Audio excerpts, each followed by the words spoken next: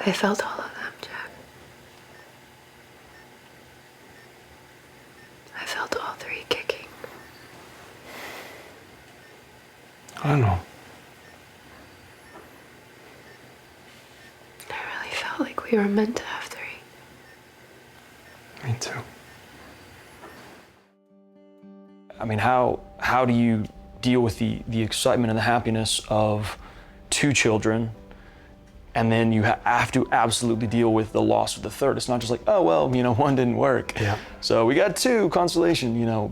And I think, as Jack is always the guy who's positive and trying to move forward in the best way, you know, when he does get together with Dr. K, he's shown his vulnerability and his worry that these babies might have broken his wife. Yeah.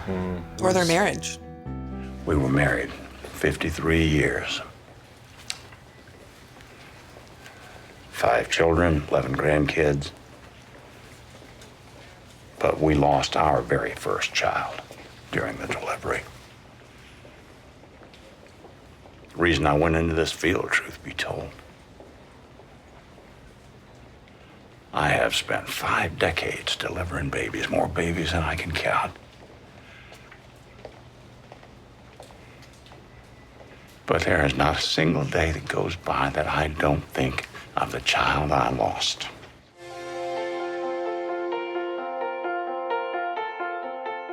Come here. Come here, babe. I forgot your birthday. It's okay. No, it's not okay, because you are the world's greatest husband.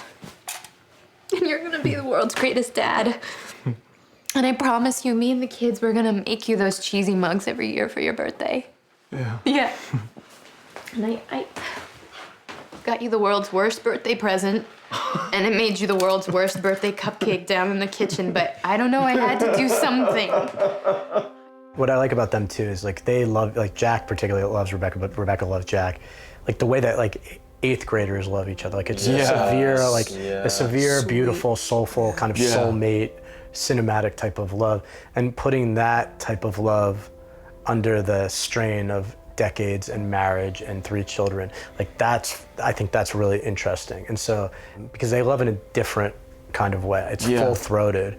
And so like that, I think that's really interesting, you know? It's like, let's take the people like who love each other the way we wish our wives and husbands loved us, and let's put them through the trials and tribulations of a life together, and watch that love, even during the worst times, which never dissipates, watch that love be tested. Because everything's fake! God forbid we have real emotion in this show. What we got here? We got a real suitcase. Finally, we got something real. Oh, no, we don't. Look, there's nothing in the suitcase. Where the hell are you going, Alan Thicke? And what the hell are you gonna wear when you get there? Huh? He's got no clothes in the suitcase. You know what it is? I'm starting to think about things now. It's actually, Casey, it's not your fault, brother. It's not the writer's fault this show is so bad. And it's so bad. Like on-screen moments for Kevin, some of my favorites. It's awfully hard to beat the meltdown. That was a bit, you know, I mean, I took that to another level, and I was told by Dan, he was like, yeah, you know, just sort of like, I feel like you need to just sort of take it, do your thing. I didn't really know what that meant, but I kept getting a lot of this, and like, we're gonna do that again. That was also fun. Anytime you can lose your voice at work doing things like that, it's great. I don't think that you should come with me to New York. Why? Why not? Because I think we should take a break. A break? Mm-hmm. Why?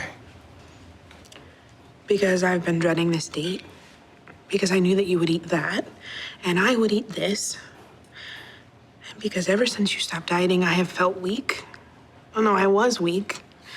The other night, I stuffed my face full of powdered donuts, and then I cried myself to sleep.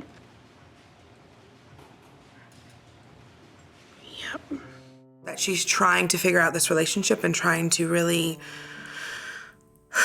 put herself first, and that huge conflict when, you know, the breakup scene where she's like, I have to put myself first, but she's literally dying inside Because finally a man loves her for who she is. She doesn't love herself for who she is. And she's never gonna love him the way he deserves to be loved if she doesn't love herself. So it's very layered and very complicated, but it's life. You know, I thought I would come up here, show you my painting, tell you what I think my play's about, because I was thinking that it might make us all feel a little bit better. But you gotta promise not to make fun of me, okay? Justin in episode 5 describing his painting is one of my favorite moments of the season. Because I think it sort of encapsulates the spirit of what the show is about, right? And without being sort of religious, it sort of encapsulates a spirituality about it that I find really, really lovely.